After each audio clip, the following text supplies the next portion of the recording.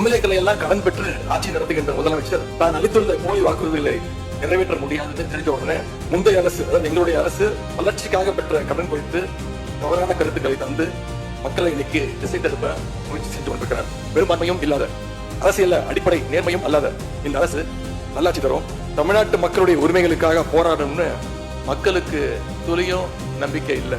முக்கியமான ஒரு விஷயத்தை இங்க நான் பதிய வைக்க விரும்புகிறேன். உங்களுக்கு ஓட்டு போட்ட மக்களே நடக்கிறதையெல்லாம் பார்த்துட்டு பெரிய தப்பை பண்ணிட்டோமோன்னு இன்னைக்கு வருத்தப்பட ஆரம்பிச்சுட்டாங்க. மக்களுடைய அந்த உணர்வை வெளிப்படுத்தும் விதமா இந்த ஓட்டெடுப்புல கலந்துக்காம திராவிட முன்னேற்ற கழக உடன்பிறப்புகள் நாங்க, உறுப்பினர்கள் நாங்க வெளிநடப்பு செய்ய போறோம்.